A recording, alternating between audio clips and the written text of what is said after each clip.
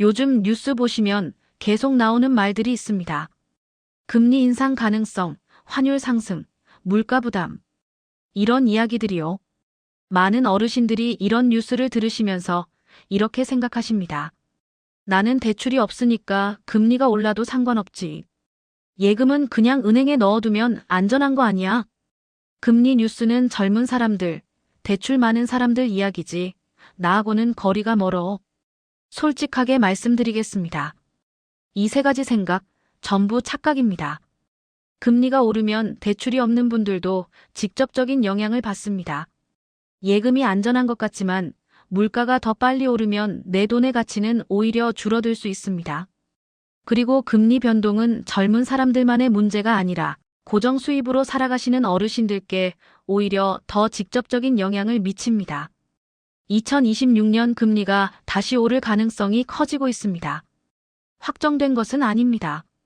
하지만 여러 경제 전문가들이 그런 가능성을 이야기하고 있고 우리는 그런 상황을 대비해야 합니다. 하지만 너무 걱정하지 마세요. 방법을 알면 충분히 대비할 수 있습니다. 오늘 이 시간 2026년의 금리가 어떻게 되든 65세 이상 어르신들이 노후 자금을 지킬 수 있는 세 가지 핵심 원칙을 알려드리겠습니다. 딱 세 가지만 기억하시면 됩니다. 첫째, 부채 구조 점검. 둘째, 자산 배분 재조정. 셋째, 현금, 즉 비상자금 확보. 이 세 가지입니다. 복잡하지 않습니다. 오늘 이 방송을 끝까지 들으시고 나면 이 세 가지만 챙기면 되겠구나 하고 정리가 되실 겁니다. 자, 그럼 본격적으로 시작해 보겠습니다. 본론으로 들어가기 전에 먼저 왜 금리 인상이 대출 없는 어르신들에게도 영향을 미치는지부터 설명드리겠습니다. 핵심부터 말씀드리겠습니다. 대출이 없어도 금리 인상은 생활비와 자산 가치에 직접 영향을 줍니다. 금리, 환율, 물가의 연결고리. 금리가 오르면 원화 가치를 방어하는 효과가 있습니다. 하지만 단기적으로는 기름가, 수입 물가, 운송비, 그리고 우리 생활 물가에 부담이 될 수 있습니다. 쉽게 말씀드릴게요. 마트에 가보시면 느끼실 겁니다. 장바구니 물가가 계속 오르고 있죠. 주유소에서 기름 넣으실 때도 택시비도 버스비도 다 오르고 있습니다. 이게 다 연결되어 있습니다. 환율이 오르면 수입 물가가 오르고 수입 물가가 오르면 국내 물가도 따라 오르고 그게 결국 우리 장바구니, 물가, 교통비, 난방비로 이어지는 겁니다. 나는 대출 없으니 상관없다의 착각. 대출이 없다고 해서 안심하시면 안 됩니다. 전기세가 오릅니다. 가스비가 오릅니다. 관리비가 오릅니다. 교통비, 식비, 의료비. 이런 고정 지출들이 함께 오르는 게 현실입니다.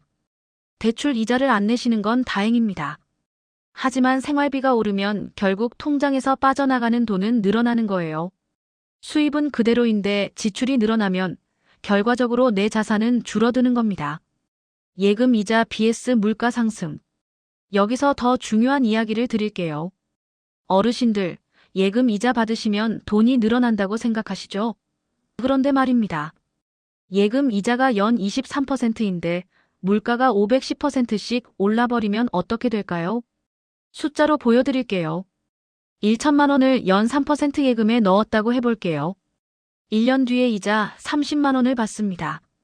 하지만 그 사이에 물가가 5% 올랐다면 1천만 원으로 살 수 있던 물건을 이제 1,050만 원을 줘야 살 수 있는 겁니다.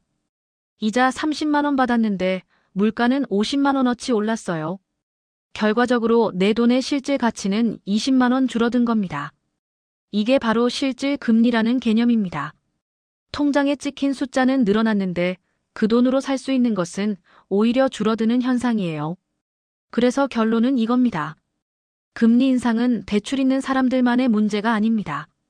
대출이 없어도 예금만 가지고 계셔도 금리와 물가, 변동은 어르신들의 생활비와 자산 가치에 직접 영향을 줍니다. 금리 뉴스가 나와 상관없는 이야기라고 생각하셨다면 오늘부터 생각을 바꾸셔야 합니다.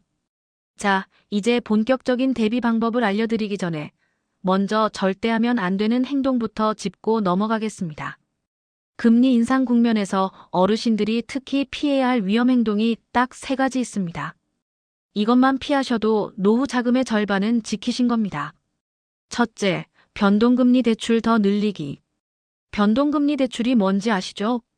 기준금리를 따라 이자가 계속 움직이는 대출입니다. 금리 인상기에 변동금리 대출은 말 그대로 시한폭탄입니다. 처음에는 이자가 적어서 좋아 보입니다. 하지만 금리가 오르면 매월 이자도 같이 오릅니다.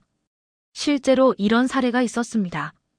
어떤 어르신이 변동금리로 5천만 원 대출을 받으셨어요. 처음에는 월 이자가 15만 원 정도였습니다. 그런데 2년 사이에 금리가 2%포인트 올랐어요. 월 이자가 25만 원으로 늘었습니다. 한 달에 10만 원, 1년이면 120만 원이 더 나가게 된 거예요.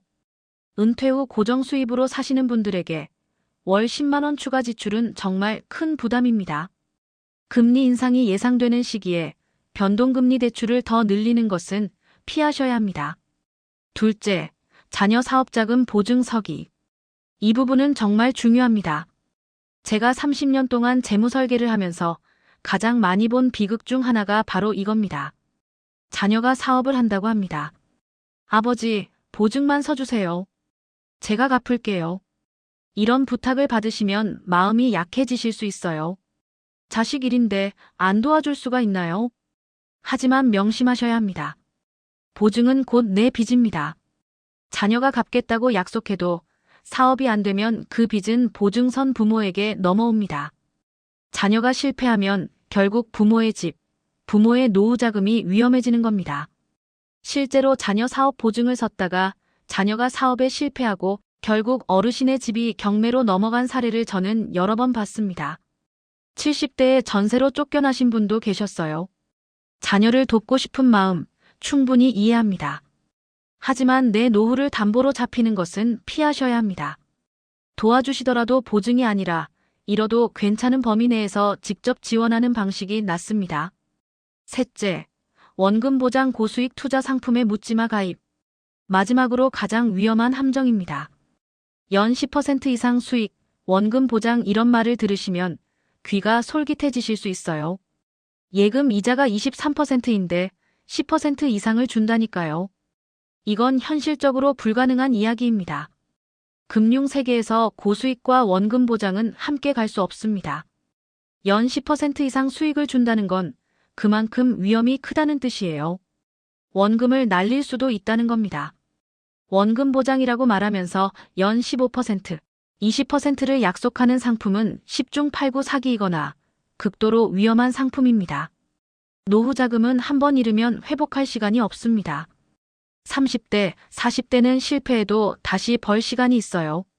하지만 60대, 70대의 노후 자금을 잃으면 그걸 다시 벌 수 있는 시간이 없습니다. 그래서 고위험 투자는 절대 피하셔야 합니다. 정리하겠습니다. 변동금리 대출 늘리지 않기, 자녀 보증 서지 않기, 고수익 사기 상품에 속지 않기. 이 세 가지 선만 넘지 않으셔도 노후 자금의 절반은 이미 지키신 겁니다. 이제부터는 적극적으로 노후 자금을 지키는 방법을 알려드리겠습니다. 첫 번째 방법입니다. 부채 구조 점검. 핵심부터 말씀드리겠습니다. 빚 구조를 정리하는 것만으로도 매달 숨통이 트일 수 있습니다. 돈을 더 버는 것보다 빠져나가는 이자를 줄이는 것이 먼저입니다. 먼저 하셔야 할 일이 있습니다. 지금 어떤 대출을 얼마에 몇 퍼센트 금리로 쓰고 계신지 직접 적어보시는 겁니다. 집담보대출이 있으신가요? 신용대출은요? 마이너스 통장은 쓰고 계신가요? 카드로는요? 종이 한 장 꺼내시고 대출 종류, 남은 금액, 금리, 변동인지 고정인지 이렇게 네 가지를 적어보세요. 이게 첫 번째 단계입니다. 대출 서류를 보시면 변동금리 또는 고정금리라고 적혀 있습니다. 변동금리는 기준금리에 따라 내 대출 이자가 계속 바뀌는 겁니다. 금리가 오르면 내 이자도 오르고 금리가 내리면 내 이자도 내려가요. 고정금리는 계약할 때 정한 이자가 만기까지 그대로 유지됩니다. 바깥 금리가 어떻게 되든 내 이자는 변하지 않아요. 금리 인상이 예상되는 시기에는 변동금리보다 고정금리가 더 안전합니다. 지금 당장은 고정금리가 조금 더 비싸 보여도 앞으로 금리가 더 오르면 결국 고정금리가 유리해지거든요. 만약 변동금리 대출이 있으시다면 고정금리로 전환하는 걸 검토해 보세요. 은행에 가셔서 제 대출을 고정금리로 바꿀 수 있나요? 하고 물어보시면 됩니다. 전환이 가능한 경우도 있고 중도 상환 수수료가 있을 수도 있어요. 하지만 앞으로 금리가 크게 오를 것 같다면 수수료를 내고라도 고정으로 바꾸는 게 장기적으로는 유리할 수 있습니다. 또 하나 알아두시면 좋은 제도가 있습니다. 대환대출이라고 해서 높은 금리의 대출을 낮은 금리의 대출로 갈아타는 방법이 있습니다.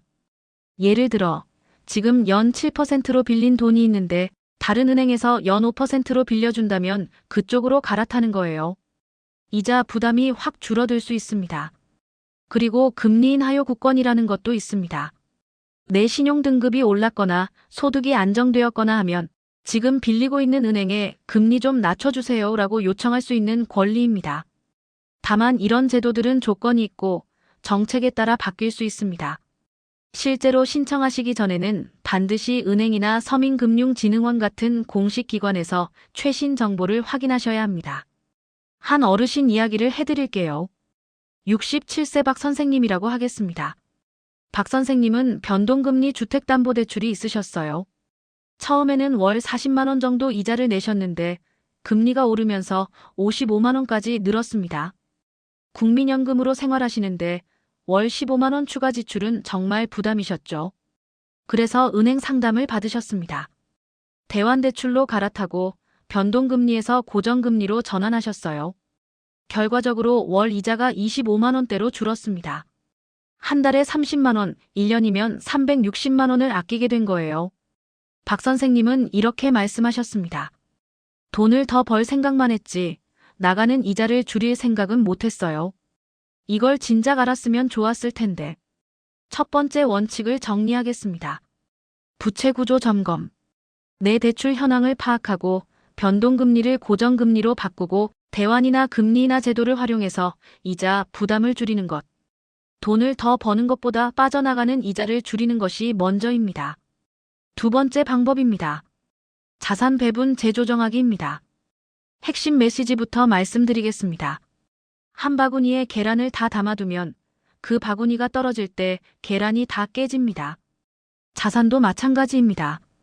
한 곳에 다 몰아두면 그곳이 흔들릴 때 같이 무너집니다. 예를 들어볼게요. 어떤 어르신이 전 재산 2억 원을 오피스텔 한 채에 넣어두셨다고 해봅시다. 임대료가 들어오니까 좋죠. 그런데 공실이 났어요.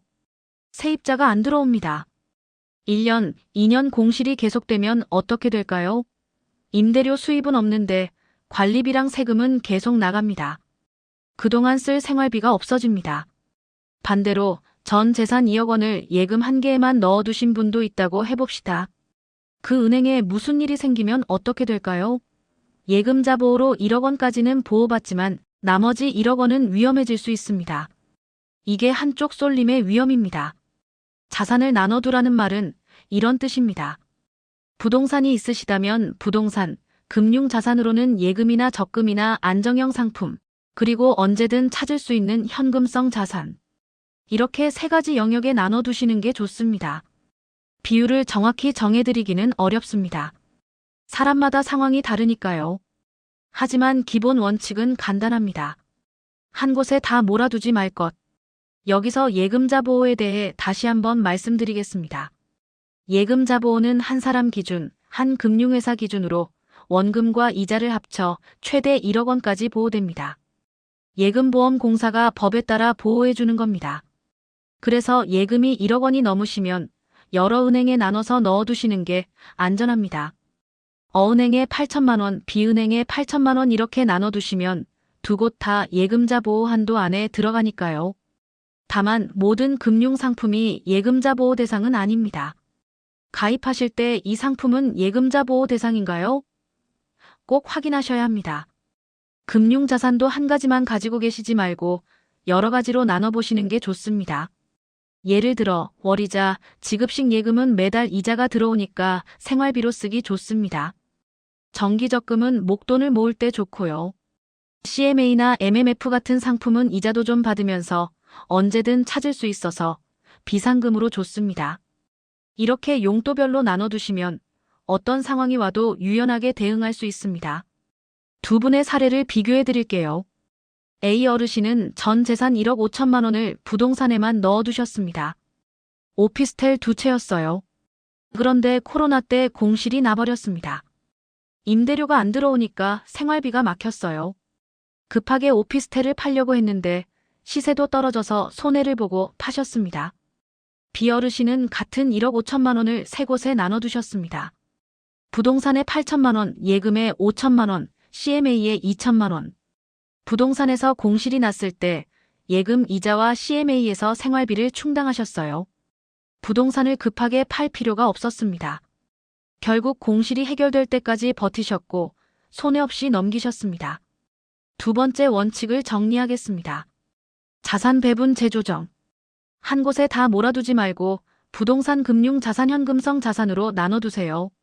노후 재테크는 뭘 사느냐보다 어디에 얼마씩 나눠두느냐가 더 중요합니다. 세 번째이자 마지막 방법입니다. 현금, 즉 비상자금 확보입니다. 핵심 메시지부터 말씀드리겠습니다. 위기 때 우리를 살리는 건 수익률이 아니라 현금 여유입니다. 살다 보면 예상 못한 지출이 생깁니다. 갑자기 병원에 입원하게 될 수도 있고, 집에서 큰 수리가 필요할 수도 있고, 자녀에게 급한 일이 생길 수도 있습니다. 이런 일이 생겼을 때 비상자금이 있는 사람과 없는 사람의 차이는 정말 큽니다. 비상자금이 없으면 급하게 예금을 깨야 합니다. 중도해지하면 이자를 못 받죠. 더 급하면 대출을 받아야 할 수도 있어요. 대출 이자가 나가기 시작합니다.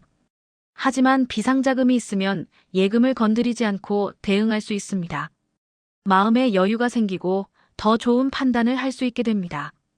비상자금은 얼마나 준비하면 좋을까요?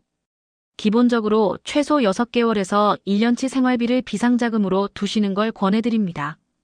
예를 들어 한 달 생활비가 150만 원이시라면 900만 원에서 1,800만 원 정도를 비상자금으로 확보해 두시는 겁니다. 물론 상황에 따라 다릅니다. 건강이 안 좋으시거나 집이 오래되어서 수리가 예상되시거나 하면 조금 더 여유 있게 잡으시는 게 좋습니다. 비상자금은 어디에 두어야 할까요? 집에 현금으로 보관하시는 건 추천드리지 않습니다. 도난 위험도 있고 이자도 안 붙으니까요. CMA, MMF, 입출금이 자유로운 고금리 통장 같은 곳에 두세요.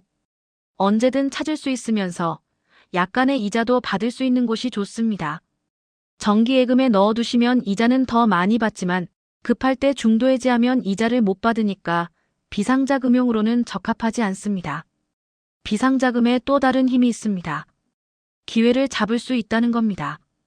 경기가 안 좋을 때 현금을 가지고 있는 사람은 좋은 기회를 잡을 수 있습니다. 예금 금리가 갑자기 올라갈 때 좋은 조건의 예금에 가입할 수도 있고 부동산이 급매로 나올 때 잡을 수도 있습니다. 반면 현금이 없는 사람은 기회가 와도 잡을 수가 없어요. 돈이 다 묶여 있으니까요. 세 번째 원칙을 정리하겠습니다. 비상자금 확보. 최소 6개월에서 1년치 생활비를 언제든 찾을 수 있는 곳에 따로 두세요. 노후는 돈의 크기보다 비상시에 움츠러들지 않을 수 있는 여유 자금이 있는지가 관건입니다. 어르신들, 오늘 긴 시간 함께 해주셔서 정말 감사합니다. 혹시 이런 생각하고 계신 분 있으세요? 선생님, 저는 이미 60이 넘었는데, 70이 넘었는데, 지금 와서 이런 걸 바꿔봐야 뭐가 달라지겠어요? 절대 늦지 않았습니다. 오늘부터라도 빚구조, 자산분산, 비상자금 이 세 가지만 점검하셔도 다음 달이 달라집니다. 내년이 달라집니다. 3년 후에 노후가 확실히 달라집니다. 마지막으로 오늘 당장 하실 수 있는 구체적인 행동 3가지를 알려드리겠습니다.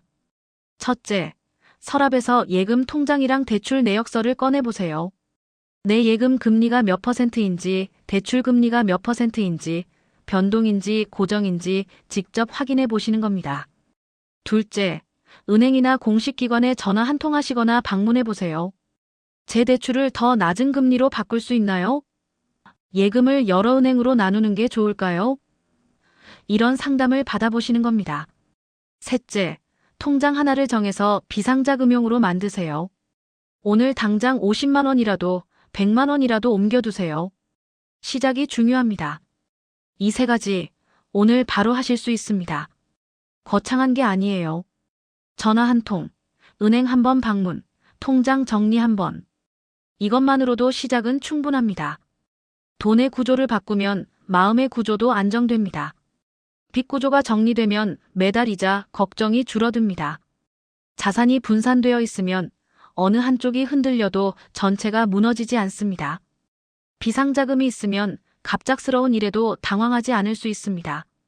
금리가 어떻게 바뀌든 준비한 사람은 덜 흔들립니다. 오늘 알려드린 3가지 원칙, 다시 한번 정리해 드리겠습니다. 첫째, 부채 구조 점검. 빠져나가는 이자를 줄이세요. 둘째, 자산 배분 재조정. 한 곳에 다 몰아두지 마세요. 셋째, 비상자금 확보. 언제든 쓸 수 있는 현금을 따로 두세요. 이 3가지만 기억하시면 됩니다. 오늘 이 시간이 어르신들의 통장과 마음을 조금이라도 더 든든하게 만들었기를 바랍니다. 함께 해주셔서 진심으로 감사합니다.